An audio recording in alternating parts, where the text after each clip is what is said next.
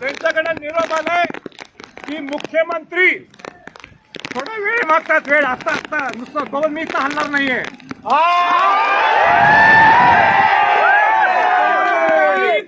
शक्ती दे,